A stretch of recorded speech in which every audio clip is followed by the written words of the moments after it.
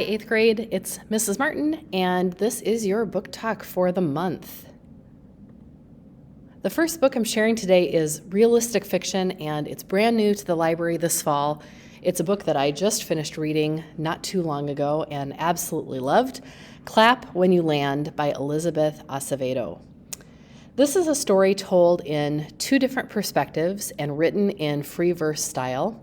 It's about Camino and Yahira. Camino lives in the Dominican Republic, and she basically lives for the summers when her dad comes to visit her, because the rest of the year her dad lives and works in New York City. Yahira, our other main character, lives in New York City, and we learn a bit about her life as well. At the very beginning of this story, Camino is waiting for her dad to arrive because it's summertime, and she can't wait for him to come home again. His plane is supposed to land, and when Camino arrives at the airport, she sees crowds of people crying as there has been this plane crash, this accident, and she's distraught. Yahira in New York, we learn, is called the principal's office, where her mom is sitting and waiting, sobbing, to tell her that her father has died in a plane crash. We come to learn that these two girls, unbeknownst to one another, are related. They have the same father. This is a secret that their father had been keeping from the two of them, and they lose not only their father, but of course a big part of themselves in losing someone that they care about. As they learn about each other, the story continues, and the two of them get to know about each other's existence. This is an incredible read. Clap When You Land in realistic fiction. Eighth Grade Bites by Heather Brewer is a vampire story, but it's rather realistic, even though it's in fantasy. Junior high for our main character, Vlad, is going kind of poorly. He's got bullies harassing him, and the principal seems to always be around every corner. The girl that Vlad likes seems to prefer his best friend, so things are rough.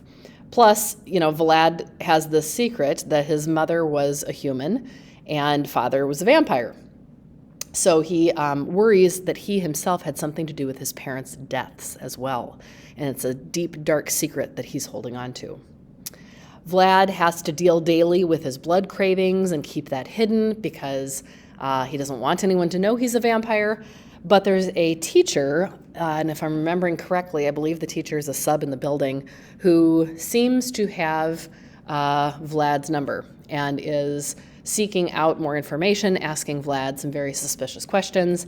Vlad's worried that the sub has an idea about Vlad as a vampire. And Vlad also has a vampire hunter on his tail. Eighth Grade Bites is the first book in the Chronicles of Vladimir Tod. The whole series is in fantasy by Brewer. Take a look. Cover Up by John Feinstein, a well-known author in sports, is about the Super Bowl and a team that decides to try and cover up something illegal going on. Fictionally told here, we have teen reporters Stevie and Susan Carroll who are looking to report on the Super Bowl. They get the opportunity to do so, which is pretty exciting. But they discover that the team California Dreams' entire offensive line failed their steroid tests. Turns out that team's been doping for quite some time, and they're going to still go on and play. There are people, the owner in particular, trying to cover up the results, and these two teenagers found out. They don't know how to prove it, is the problem. Can they do so? This story, the subtitle here is Mystery at the Super Bowl. It really does unfold like a mystery, and you're wondering if these two teens can prove what happened before the game's played. Great sports action, but also the mystery really pulls you along in this book, and I highly recommend Cover Up. The House of the Scorpion by Nancy Farmer is in science fiction. This one's an older book, but oh man, was it ever good. As you can see, it's won all kinds of awards.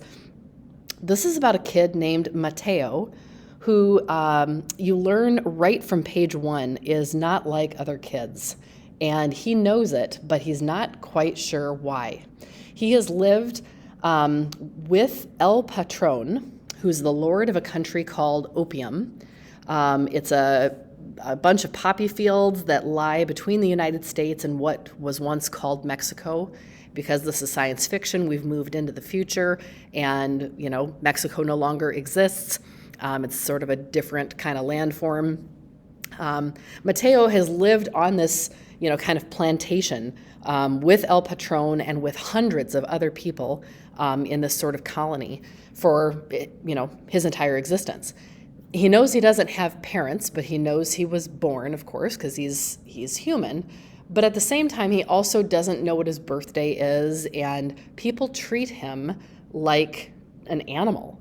Literally, he has a room that's filled with like chicken litter, and he, plays with bugs and, chicken bones, like for toys. He's not treated like a person. He's treated as though he's very expendable. As you read on, you learn more about the fact that El Patron and Mateo do share the same identical DNA because Mateo is a clone of El Patron. And El Patron has cloned all kinds of other clones, others like himself, so that he can continue to live on and on and on. El Patron is hundreds of years old. Anytime a body part, an organ, begins to fail, he simply replaces it, kills a clone, takes those organs, uses them himself, and then he can continue to live. We learn Mateo is expendable, and Mateo learns that he's expendable, and oh my gosh, the things that he decides to go through to save himself are incredible. This book is adventurous, suspenseful. You're going to be rooting for Mateo on every single page. It's fabulous. The House of the Scorpion by Nancy Farmer. I really can't recommend this sci-fi book enough. Deepfake by Sarah Darer Littman is in realistic fiction, and I'm going to let the book trailer tell you about this one. You will notice the subtitle of the little tagline, I should say, on the cover is "Don't Believe Everything You Watch."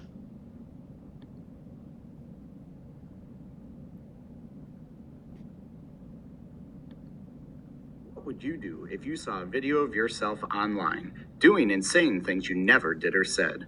Well, Dara usually gets everything she wants.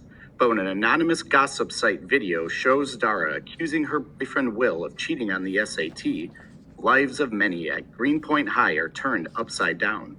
Suddenly, Will's being investigated and his future college plans hang in the balance. Dara swears up and down she isn't the one in the video, but no one believes her, including Will. Did Will cheat? Is it Dara saying he did?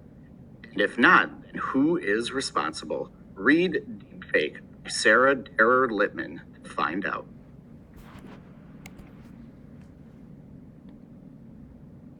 Big thanks to Mr. Bettini for helping us out with that book talk. Or was it Mr. Bettini? Anyway, take a look at Deepfake by Sarah Darer Littman to find out what exactly happened. Was it Dara in the video as it looked to be or not? You've got to read this one to find out.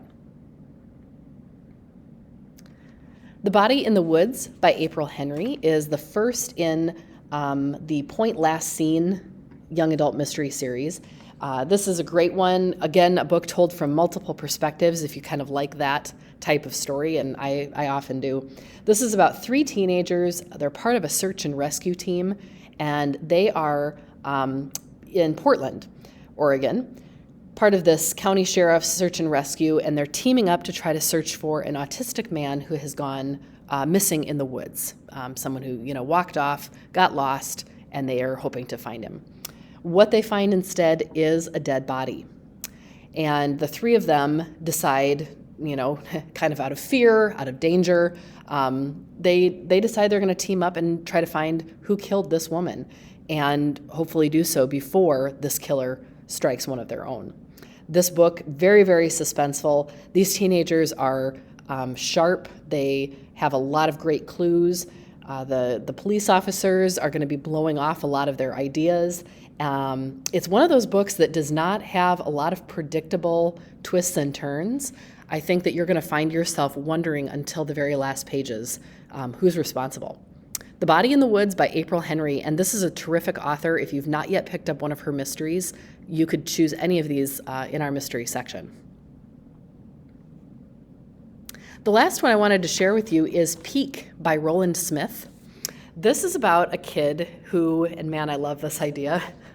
He's 14 and gets arrested for scaling a New York City skyscraper. Because sure, why not, right? He loves to climb things, apparently did even as a little child, and is trying to climb a skyscraper. Because sure, who doesn't do that? Gets arrested, probably for a good reason. He's left with two choices. He can either go to a juvenile detention center, or he can go live with his long-lost dad who lives in Thailand and runs a climbing company. It's pretty clear that our main character, whose name is Peak, certainly got this idea and love for climbing from his dad. Well, his dad gets really interested in having Peak come live with him, and Peak does. He wants Peak to be the youngest person to reach the top of Mount Everest. This seems like a great idea to Peak, at least to some extent. But the thing is, this, even for a climbing addict like Peak, is a huge thing. This is the challenge of a lifetime, even with training. The amount of physical and emotional challenge that this entails, this could cost him his life. Those of you who know some things about climbing Mount Everest or climbing these mountains, this can be something that people die trying to do this. Is Peak going to have success in doing so? You've got to read this adventure book to find out.